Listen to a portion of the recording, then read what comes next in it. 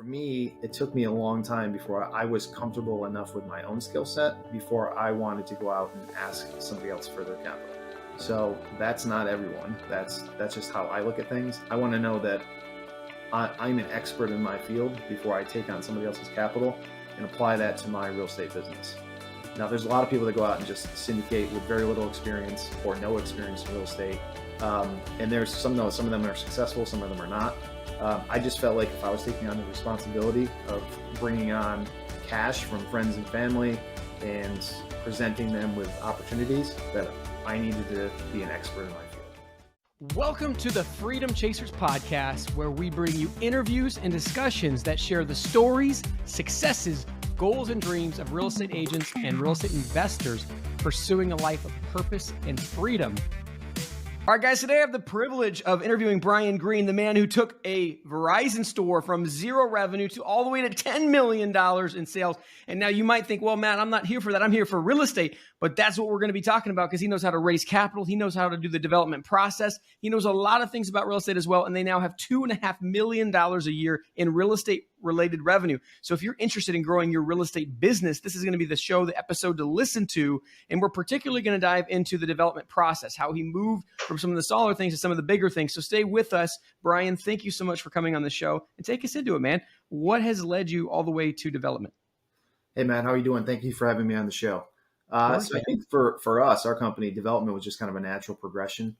We spent a lot of time working on smaller multifamily properties and redeveloping them, and like sort of like a heavy value add strategy. So it was focused a lot on construction to begin with.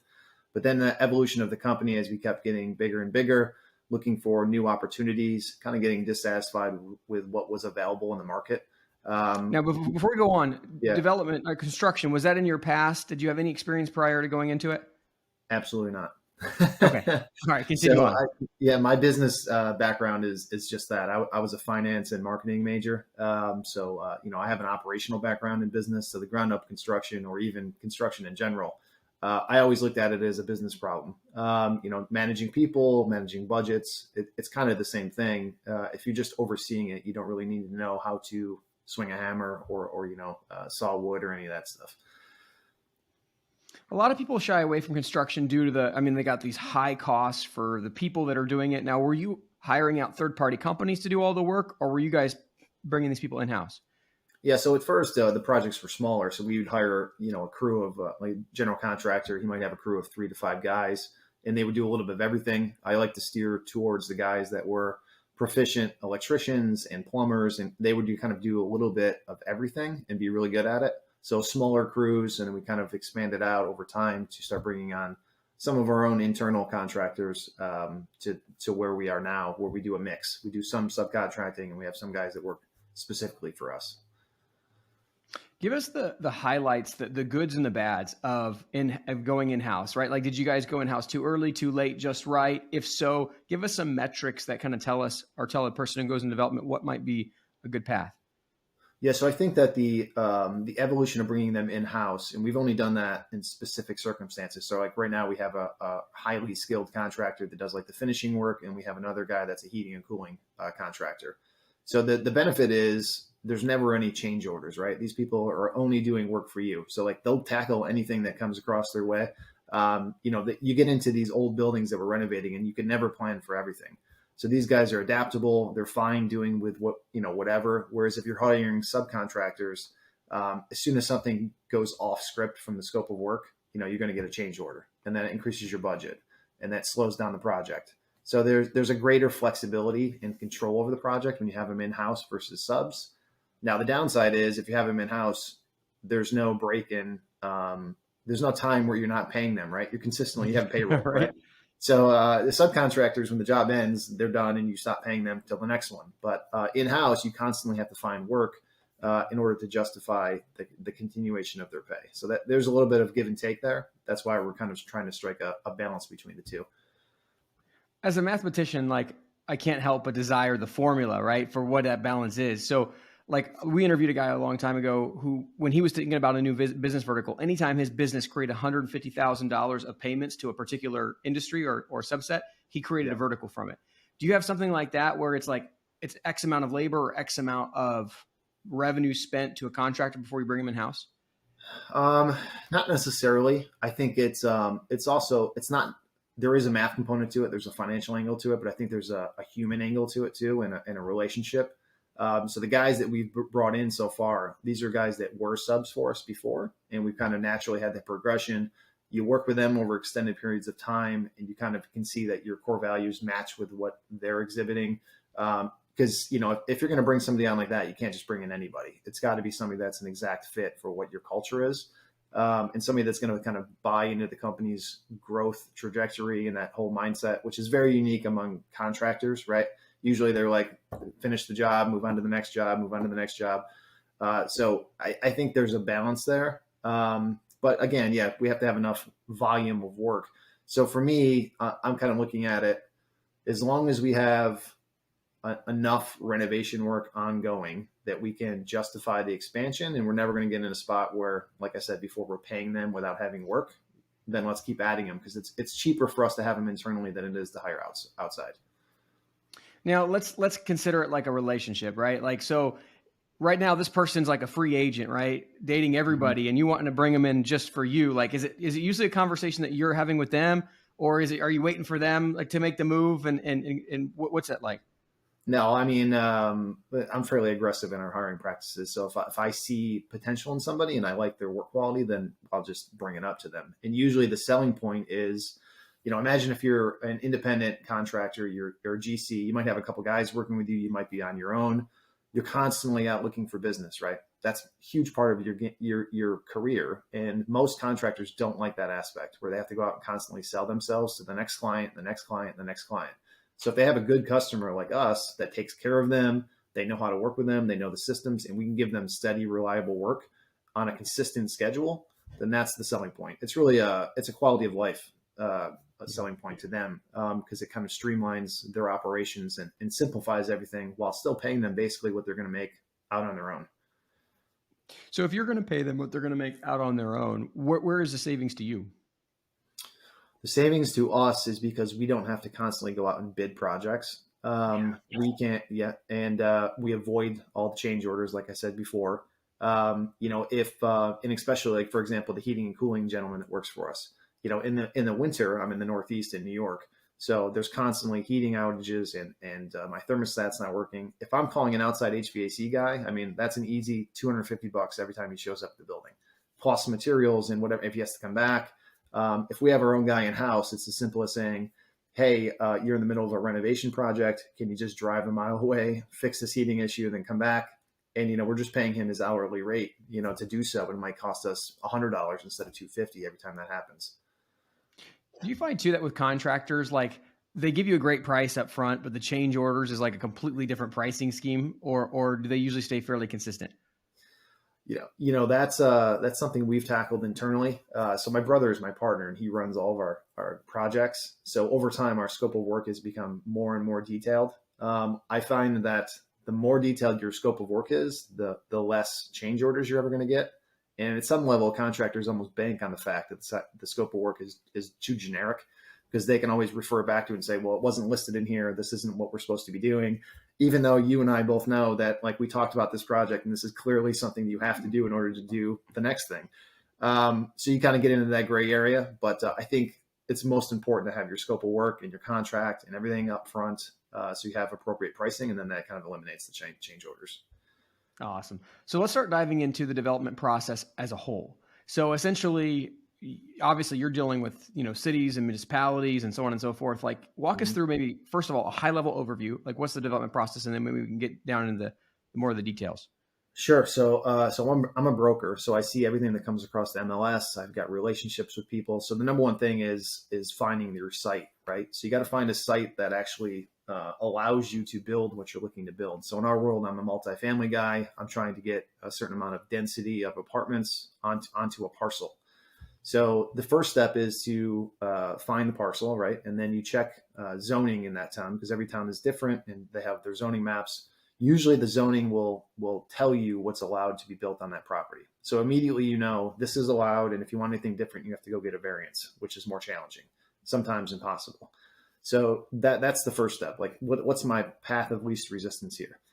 The current project we're working on now, we figured out that it was immediately available and allowed to have 36 units because it was just over 2 acres.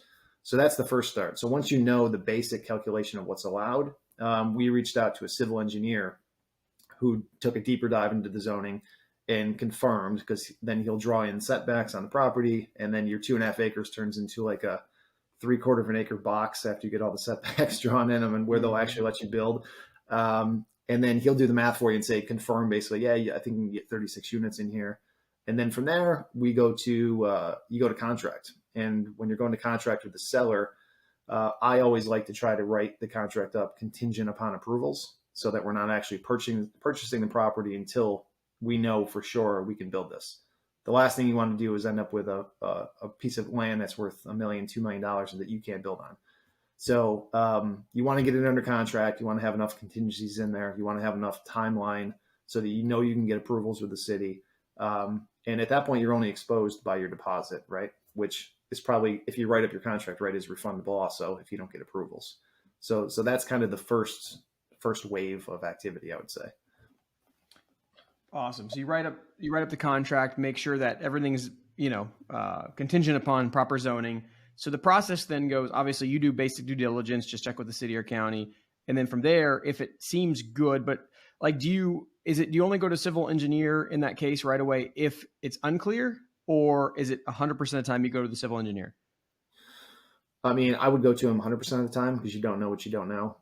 They're going to analyze like egress and ingress, and they're going to look at and see where the utility lines are. They're going to know all of that, right? So I would do that on a cursory basis. I mean, you can go to a civil engineer and pay them a couple $1,000s to do a preliminary high level analysis. They're not going to give you like designs or drawings or anything like that, but they'll at least confirm your assumptions or say that they're not possible. So I do like to do that because I don't want to waste a whole lot of time with the seller. Like, there's no point in trying to get his contract at the right price if you don't even know what you can build yet. So you're willing to spend $2,000 or so to do that before you even have a contract with the seller? Well, yeah. I mean, everything's relative. If you're talking about a project's land that costs over $1 million and construction that might cost $10 million, I mean, $1,000 or $2,000 up front is kind of negligible. Yeah. Okay. Well, let's get deeper into this. So, do you have any contact with the seller or any semblance that a deal will come together first, or is it literally just I like this piece of land, and if that's the case, how many of these do you need to do before you usually land a contract? I feel like it depends. Like, sometimes the property is listed, and then your relationship is with the broker at that point, right? So then you know what the price is going in. And then for unlisted property, you're probably talking to the seller. So that's a little bit of different dynamic. So, it's, for me, it depends on so if you're building apartments, like we do apartments, how many can I build? Right. So then I know what my construction costs are going to be on a generic per square foot basis. And I know when I'm finished, what my rents are going to be on a generic basis, right? Because I know the market. So I can already tell you what the property is going to be worth when we're done building it. So then you back your way into it, right? Take off all the construction, all the soft costs, and then you narrow down to what you can afford to pay for the land in order to achieve the return requirements you want to get, which is obviously the most important part. There's no point in doing all of this work and building this structure if you're not going to make any money or if you're negative on your cash balance. So you kind of back your way into that, and then you say, all right, well, they want 1.5 million for the land. That works out to this amount per lot or this amount per unit. Does this make sense? And then you as a math guy, I mean, that's if the math doesn't work for me, just like it probably does, same situation for you, I don't move forward. Like, you can't move forward if the math doesn't work. 100%. Now, I mean, in your business, right, with the development of these big multifamily complexes, your profit's heavily tied to construction costs. And we've been in a pretty inflationary period where, material costs go up so much. How much of that factoring do you do in the bid? Like, hey, prices because by the time you get the contract to the time that you build, I mean, it's not like a 2-week process, right? I mean, it's months or years before you get all the approvals. So we try to be as conservative as possible. So we come up with what the actual number is that we think we can get. And then we always add some margin of error to it. So it might be 10%, it might be 20% if it's ground up construction. We always have to have that buffer in there. Now, does that always work in our favor? No, because, we started some projects 2 years ago, right before construction costs started escalating, and we went over budget. So the good news is, though, that during that same period, rents also went up more than everyone expected, right? So you make up for it a little bit on that too. So if you're conservative on the construction costs by giving yourself a buffer, and you're conservative on your pro forma rents, usually those things kind of work themselves out, right? Because the best case scenario is you're on budget and your rents also still went up, right? And then your profitability is even higher. But I feel like if you're conservative on both ends, then usually it will work out in kind of a plus or minus field where the numbers still make sense for you.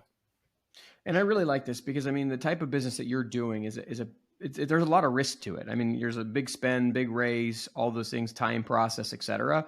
And so usually the more risky the project is, the more conservative you should be. I mean, I know on some of the bigger renovation projects, we haven't done, huge multifamily, but, there was times where everything went wrong and we thought we were going to have the deal of the century. And all of a sudden it was like, we just made a modest profit on this thing. Yeah. Have you guys lost money yet, or you guys still 100% in the positive?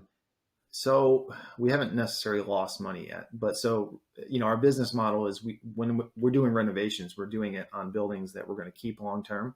So time has a way of making up for any type of mistakes on the front end. So there's been times where we might have spent 20% more on the renovation budget than we thought we were going to.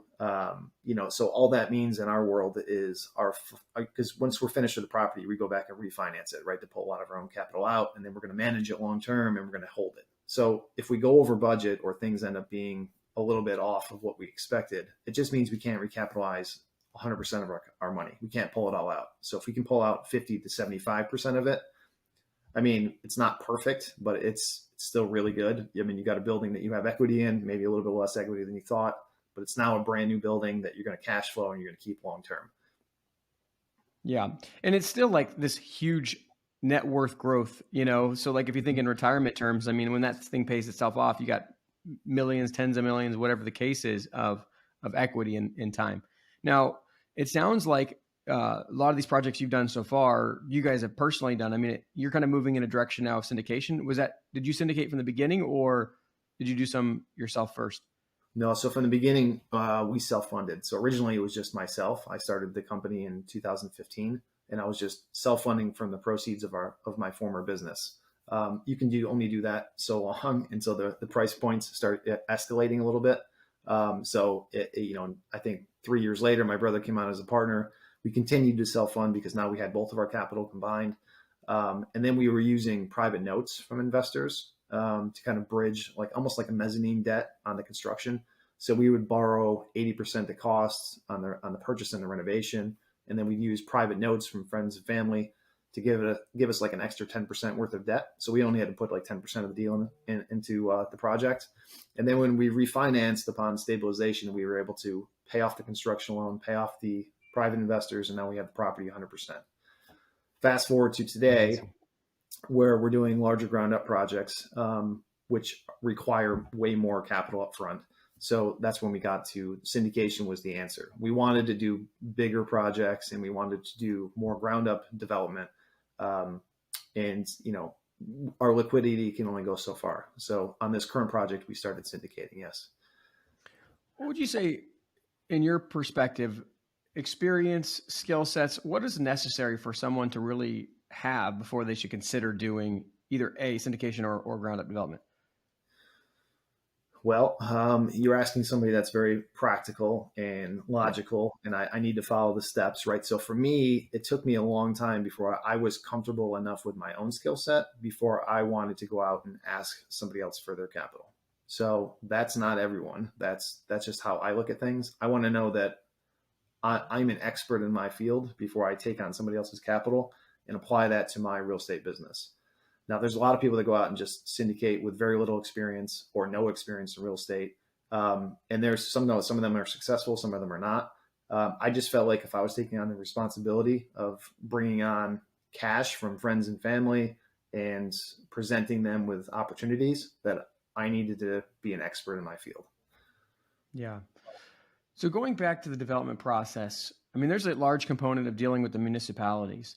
What is your process for, giving yourself the best chance of success?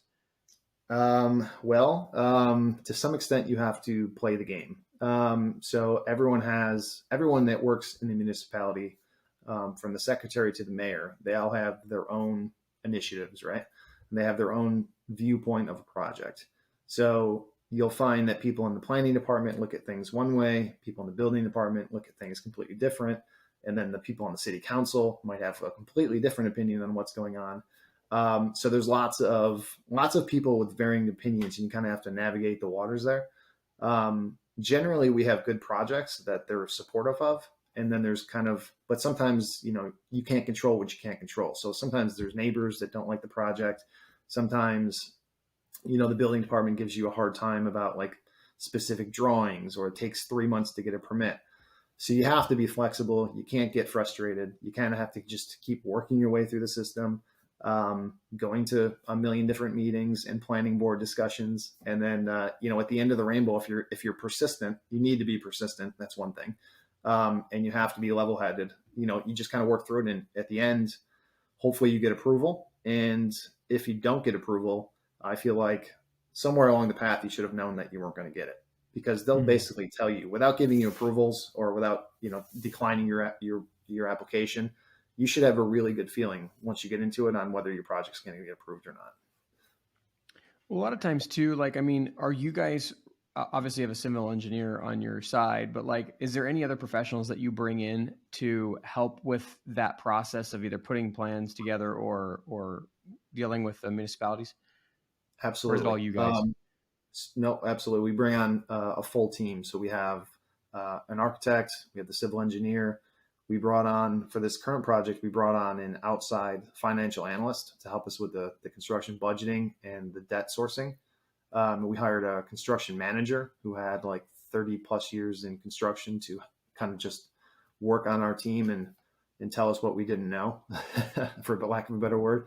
This goes back to that same mentality, excuse me, where I need to know everything there is to know, and I need to be an expert, right? Especially if I'm using my capital and other people's capital. I'm going to protect every avenue of risk that I possibly can, and make sure that we know everything and we have all the boxes checked. So if that means overpaying on the front end for a whole bunch of consultants that are going to make sure our project is 100% successful, then that's what we're going to do. If it was just my own money or just my brother's money, maybe we would take a little bit more risk along that path, but not when we're taking on outside capital. So we have a full team. We hire the best of the best, and to ensure success for everybody.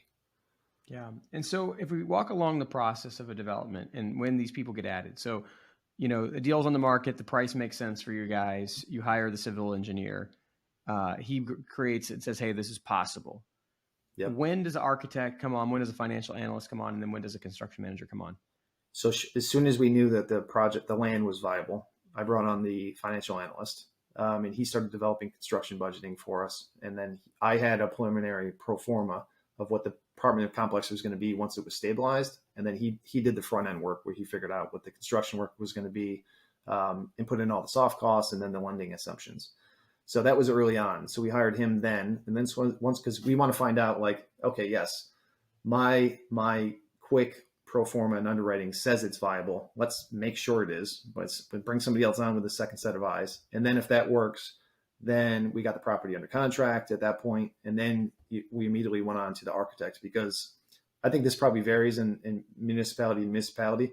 But in our town and most of the cities we work in, the engineers and the architects take the lead on presenting to the city councils and the planning boards. So you have to have them on board, and they have to start developing, not blueprints, but there's renderings and all kinds of site plan visuals that they're going to show to those boards to kind of work yourself through the process. Amazing. And so, what sort of time is elapsing usually in this? Obviously, just give us that same flow, but as far as how much time is generally elapsing? 100% contingent on what city you're in. Okay. So the one city that we're working through right now is Saratoga Springs. That's where we operate mostly out of in upstate New York. A simple building permit could take you 3 months, but site plan approval, which we're going on, this current project I had under contract a year ago in June, and we still don't have 100% site plan approval. We're almost 12 months in. So if that tells you anything, our expectation is that we hope to have that approval over the summer, and then we start construction in the fall. But that's a long window. That's 15 months before you even get a shovel in the ground. Now, if you're going to a different municipality, some places we can walk in and give them all of our information, and they know we're very thorough and we do good work. We'll walk out the same day with a building permit. So, that might not be ground up development, but that's like we could be redeveloping a 20 or 30 unit complex and we get the permit the same day. So 100% contingent on the location. So I want to talk a little bit about the why. So, I mean, obviously this has a lot more moving parts, a lot more people, a lot more risk. There's obviously got to be a bigger payday at the end of some kind to justify all this extra stuff instead of just buying maybe some single family house on the market. So give us a glimpse of like either some of the projects you've done or just like what's in store for someone that goes down this road if they do really well. You're talking about financially? Yeah, financially and otherwise. Yeah. Yeah. So, I mean, for me and my brother, we're in real estate and we're in development for long-term wealth accumulation, like a lot of people are. So, we feel like the bigger the project, we have certain return requirements, call it 15, 20% stabilized cash on cash, just for an easy number. Well, if you have that stabilized figure on a $10 million property, that number is much bigger than it is on a $150,000 house. So it's the same exact process, right? Maybe it's riskier because you're putting more capital into it, but you're doing the same amount of work, at the end. So if I'm going to use my time and my brother's going to spend his time, and we're going to build out a whole property management company and do all this work, we might as well do it for the biggest upside that we can possibly do within our capacity. So here's an example. So one of the medium-sized apartment communities we did before, we bought it for 1.265. It was probably a class C minus property, but it was in a B location, right? B plus location, exactly what you're looking for in redevelopment. So we purchased the property. We brought the entire complex down to 0% occupancy because we knew how much work it was going to require. We spent $1.1 million on renovations, and the property today, 3 years later, is worth $4 million. So had we done that on in equity, yeah, we have 1.7 million in equity. So if we had done that on a duplex or a triplex, it would have been a fine project, but your profit and your equity might have been 100,000, 150,000. Instead, it's 1.7 million. So let's talk about someone that maybe they're successful in business or there's a very successful agent and they're looking for what's next. If you're in their shoes, what is their first steps to moving in this direction? Do they do it on their own? Do they invest as an LP? How do you recommend they get started? I am a huge proponent, and I tell people this advice all the time. So when you're getting into real estate and real estate investing specifically, you need to decide, am I going to be a passive investor or am I going to build a company? Because the only two paths are those two. So if you're going to go out and start buying properties on your own, you need to be prepared for the fact that either you're going to have to manage them, which means it's now a job for you, or you're going to have to build out a team around you, which now means you have to get to a certain scale to pay for that, or you're going to have to hire third-party management, and then you're just the asset manager. So you really need to define before you go out and buy something or invest which path you want to take. Many people are extremely successful just picking sponsors or operators like myself or others that they can just invest in them passively, monitor their assets, and that's it. Other people like me, I'm more hands-on. I'm an operator. So I want to build the company and I want to build out the whole structure because I know I can add more value that way. But I think there's two distinct paths and you really got to decide which way you want to go. And it's not as cut and dry as people might think it is. I think a lot of people just immediately assume I got to do it all, et cetera. But I could tell you from my personal experience, like I am much happier investing as an LP than running those types of projects. Like I would much rather be podcasting, having conversations with you, picking people's brains and letting you guys go do the hard work of managing the contractors. So kudos to you, man, for putting that together. What would you say? I mean, you've grown a business from 0 to 10 million in revenue. You've grown this real estate development company from 0 to 2.5 million in revenue. Like what has been your most proud moment in business so far? Proud moment. I think that well, to this point, it's probably the exit of my former company. Only because it was I was in that business for almost 12 years, kind of building it up from zero to the 10 million in annual revenues. But now moving forward, I mean, that was in 2014, and I'm not that guy that likes to look in the rearview window. I want to look forward. So the new proudest moment is going to be this summer when we get this new site plan approved, and we can move on to our new development. But I'm having more fun now doing the development world and real estate world than I ever was in my time owning the stores, the Verizon stores in the past. That business, the retail business, just became a kind of a grind over time. And this one, since we're ever expanding and we're getting into new things and there's always new projects, it's far more interesting and it keeps me more engaged, I think, than the former career. But for the simple fact of the exit, that we had, I'd have to say that was still the number one. What's your vision for your life and business in the next 12 to 18 months? So 12 to 18 months. So I'm a big goal, vision, planner type. So I can tell you pretty specifically where we want to get to. So we want to increase our short-term portfolio to 20 units. We want to add another 75 existing apartments to our portfolio that we can redevelop. And we want to have our current project approved and construction well underway, maybe even finished. And we want our another ground up development under contract, approved, and started all within the next 12 months. Incredible. So that's the kind of the path. And I feel like I'm a big proponent of write it down, make it your goal, and those things happen. If you don't have that objective, then things tend not to be achieved. Yeah. Brian Green, thank you so much for sharing about your life and your business. For those of you out there listening, maybe you're hitting some success in your stride, maybe in residential real estate or investing in residential real estate, but you want to take it up to the next level into the commercial side of investing in residential. So write down something you learned from today's episode, share it with somebody you know. Maybe that thing is investing as an LP, being passive, or maybe it's actually getting in development. Reach out to us, reach out to Brian Green so you can learn a little bit more about what he's got going on. Share it with somebody you know so they can hold you accountable. This freedom is acquired one action at a time. And if you take steps day by day, before you know it, you too will be living a life of freedom. Thank you guys for tuning in. We'll catch you on the next episode.